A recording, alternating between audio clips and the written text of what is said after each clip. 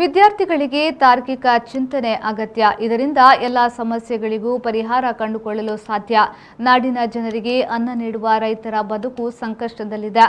ಅದಕ್ಕಾಗಿ ರೈತರ ಮಕ್ಕಳ ಶಿಕ್ಷಣ ಬಡತನದಿಂದ ಕುಂಠಿತವಾಗಬಾರದು ಎಂದು ರೈತ ನಿಧಿ ಯೋಜನೆಯನ್ನ ಹಮ್ಮಿಕೊಂಡಿದ್ದೇವೆ ಎಂದು ಮುಖ್ಯಮಂತ್ರಿ ಬಸವರಾಜ ಬೊಮ್ಮಾಯಿ ಹೇಳಿದರು.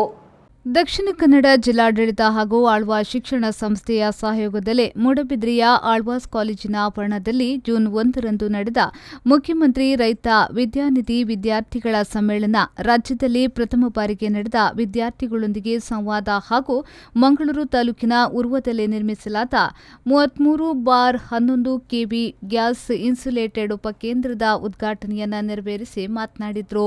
21 ಶತಮಾನ ಜ್ಞಾನ ಪಡೆದುಕೊಂಡವರ ಶತಮಾನ. ಈ ನಿಟ್ಟಿನಲ್ಲಿ ವಿದ್ಯಾರ್ಥಿಗಳು ಪ್ರಯತ್ನಿಸಬೇಕು. ಜನರ ಗೌರವ ಪಡೆಯಲು ಸಾಧನೆಯನ್ನ ಮಾಡಬೇಕು. ಓರ್ವ ಸಾಧಕ ಸಾವಿನ ನಂತರವೂ ಬದುಕುತ್ತಾನೆ. ನಮ್ಮ ಹಣೆ ಬರಹವನ್ನ ನಾವೇ ಬರೆಯುತ್ತೇವೆ ಎನ್ನುವ ನಂಬಿಕೆ ವಿದ್ಯಾರ್ಥಿಗಳು ಇಟ್ಟುಕೊಳ್ಳಬೇಕು.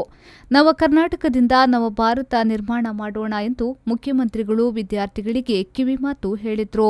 ನಿಮಗೆ ಗೌರವ ಕೊಡಬೇಕು, ಜನರಿಗೆ ಪ್ರೀತಿ ಮಾಡಬೇಕು ಅಂತಂದ್ರೆ ನೀವು ಸಾಧನೆಯನ್ನು ಮಾಡಬೇಕು. ಸಾಧನೆಯ ಮುಖಾಂತರ ನಿಮ್ಮ ಬದುಕಿನಲ್ಲಿ ನೀವು ನಿಮ್ಮ ತನವನ್ನು ಉಳಿಸಿಕೊಂಡು ಹೋಗಬೇಕಾಗ್ತದೆ. ಆದ್ದರಿಂದ ಒಮ್ಮೆ ವಿದ್ಯಾರ್ಥಿ ಆದರೆ ಜೀವನದ ಕೊನೆವರೆಗೂ ವಿದ್ಯಾರ್ಥಿ. ನಿಮಗೀಗ ಸಿಲೆಬಸ್ ಇರ್ತದೆ, ಟೀಚರ್ಗಳು ಪಾಠ ಹೇಳ್ತಾರೆ, ಆಮೇಲೆ ಎಕ್ಸಾಮಿನೇಷನ್ ಕೊಡ್ತಾರೆ.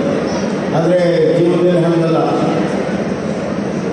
ಒಮ್ಮೆ ನೀವು ಹೊರಗಡೆ ಬಂದರೆ ಇಲ್ಲಿ ಓದೋದು, ಆಮೇಲೆ ಎಕ್ಸಾಮಿನೇಷನ್, ಅಲ್ಲಿ ಮೊದಲು ಎಕ್ಸಾಮಿನೇಷನ್, ಆಮೇಲೆ ತಿಳ್ಕೊಳ್ಳೋದು. ನಾವು ಅತ್ಯಂತ ಉತ್ತಮವಾದಂಥ ವಿದ್ಯಾರ್ಥಿಗಳಾಗಬೇಕು. ನಿಮ್ಮ ಭವಿಷ್ಯದಲ್ಲಿ ಈ ದೇಶದ ಭವಿಷ್ಯ ಇದೆ, ಕನ್ನಡ ನಾಡಿನ ಭವಿಷ್ಯ ಇದೆ. ನಿಮ್ಮ ಹಣೆ ಬರವನ್ನು ಯಾರು ಬರೀತಾರೆ? ನಮ್ಮ ಹಣೆ ಬರವನ್ನು ನಾವೇ ಬರೀತೀವಿ. ಇದನ್ನ ನೆನ್ಪಿಟ್ಕೊಳ್ಳಿ, ನಿಮ್ಮ ರೂಮಿನಲ್ಲಿ ಬರ್ಕೊಳ್ಳಿ. ನಮ್ಮ ಹಣೆ ಬರವನ್ನು ನಾವೇ ಬರೀತೀವಿ ಅಂತ ಮತ್ತು ಆ ನಿಟ್ಟಿನಲ್ಲಿ ಪ್ರಯತ್ನ ಮಾಡಿ. ಯಶಸ್ಸು ನಿಮ್ಮ ಮನೆ ಬಾಗಿಲಿಗೆ ಬರ್ತದೆ. ನಿಮ್ಮ ತಂದೆ ತಾಯಿ ಕಷ್ಟ ಹೇಗೆ ದೂರ ಆಗ್ತದೆ, ಅವರು ಬಹಳಷ್ಟು ಸಂತೋಷ ಪಡ್ತಾರೆ. ಸಂತೋಷ. ರಾಜ್ಯದ ಎಲ್ಲಾ ಪಾಲಿಟೆಕ್ನಿಕ್ಗಳನ್ನು ಮೇಲ್ದರ್ಜೆಗೆ ಏರಿಸಲಾಗುವುದು. ವಿದ್ಯಾನಿಧಿ ಮೊತ್ತವನ್ನು ಏರಿಸಲು ಚಿಂತನೆ ಮಾಡಲಾಗುವುದು. ಸಿಎಂ ಮಾರ್ಗದರ್ಶಿ ಆ್ಯಪ್ ಮಾದರಿಯ ಯೋಜನೆಯೊಂದನ್ನು ಅಭಿವೃದ್ಧಿಪಡಿಸಲಾಗುವುದೆಂದು ಭರವಸೆ ನೀಡಿದರು. ಕಾರ್ಯಕ್ರಮದ ಅಧ್ಯಕ್ಷತೆಯನ್ನ ಮುಲ್ಕಿ ಮೂಡಬಿದ್ರೆ ಶಾಸಕ ಉಮಾನಾಥ್ ಕೋಟಿ ಅನ್ವಯಿಸಿದ್ರು.